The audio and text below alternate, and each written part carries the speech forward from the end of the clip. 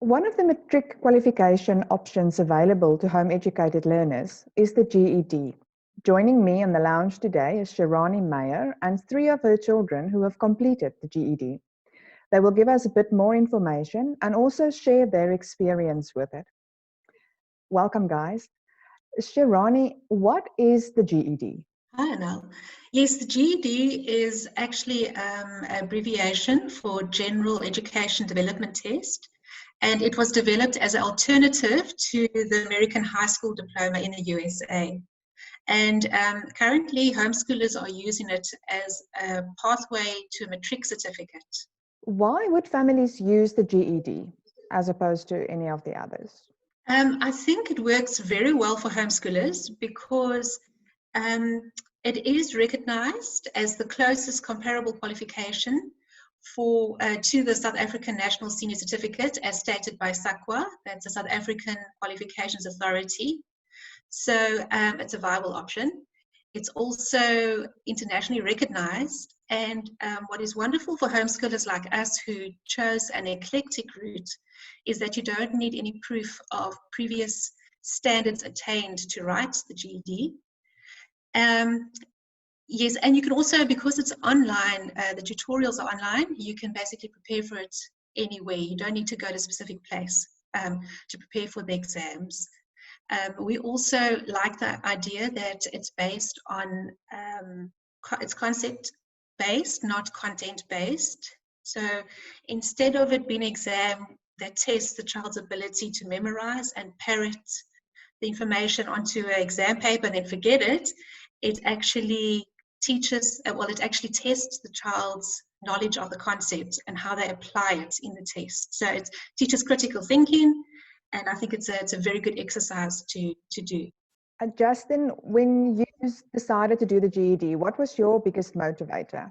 It was the best option for me for what I wanted to study in the future. And also through studying with it, it gave me time, like it didn't take up my whole day. I had still had time to do personal projects and prepare for what I wanted to do in the future. So it's quite good. And Nathan, how did you prepare for the GED? Justin now mentioned it doesn't take up too much of your time, but how much preparation is involved and how do you prepare for an exam? Yeah, so for preparation, it probably took me about 5 to 6 months worth of full-time studying. And I can still do some other stuff on the side, but it took about 5 to 6 months to study for the GED for me. Chirani, is there an age at which you are allowed to write the GED? Can you do it when you're young teens, or and is there a time limit in which you complete it? What is the process around that? In South Africa, you have to be 17 to be able to write the GED, and you normally subscribe to a online tutorial service that helps you to prepare for the exam, and that is usually a year subscription.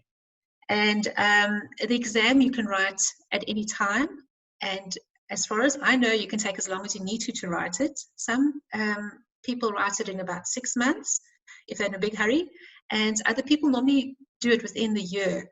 So it's a very relaxed, easy to handle pace. Shaylin, you also completed the GED, and what did you find most challenging? Well, honestly, I didn't find that much challenging simply because the online GED prep course was really made phenomenally, that it prepares you for everything on the exam. So the lessons there are amazing, and it teaches you everything, and it makes sure that you are prepared. And there's also a online test, a mock test that you can take before the actual exam. And once you take that, you are pretty much ready. So they prepare you very well for it. Now that you have your GED, what's next? What do you plan to do? Further studies, jumping right into work? What's happening?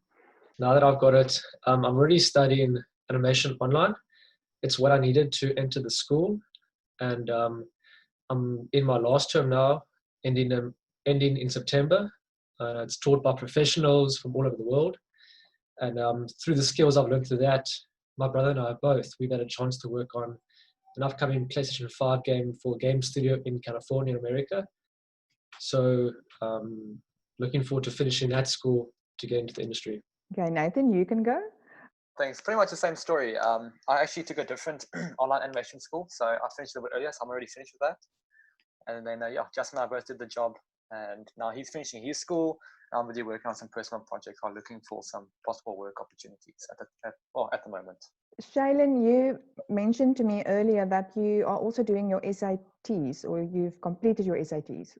Yeah, so I did complete my SATs, and I did that because I'm planning to study in America, and some universities in America require you to take both the GED and the SAT. Well, SAT and or ACT. Those are just college entry exams for the States specifically.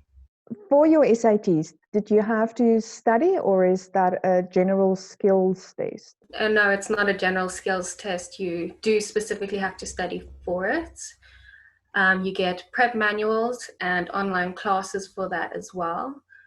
Although I didn't find those resources that they did it as well as the GED prep course. Yeah, so that was a bit more challenging. If you have anything more you'd like to add, please raise your hand. Oh, Chirani. I'd just like to give some clarity. Some people would like to go and study after they've done the GED, and where that is very possible overseas, because the GED is accepted at most universities in the USA and it's recognized worldwide. In South Africa, unfortunately, it is not the same case. And if you want to go and study at a university with a GED, you will need to get a NQF5 qualification along with your GED.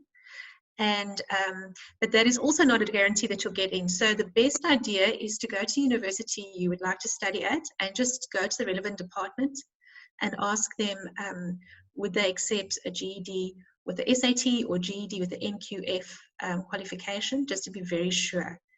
If you are a foreign student coming to South Africa with a GED, you may study at university with your GED. And in America, if your scores are very high on your GED, you don't even need to write the college preparedness tests like SAT or ACTs. You even get college credits if your GED marks are very high. So it's very sad that South Africa doesn't see the value as highly as they do overseas. But I think they're working on that, and hopefully we'll be able to sort that out in the not too distant future. Very good advice. Things change, and parents and children need to do their research and make sure that they follow an option that will work for them. Yeah, it's always good to get advice, but it's very necessary to do your own research as well. Sorry, can I just say, the GED also consists out of 4 tests. So they write 4 exams, and it's mathematical reasoning, language arts, social studies, and then science.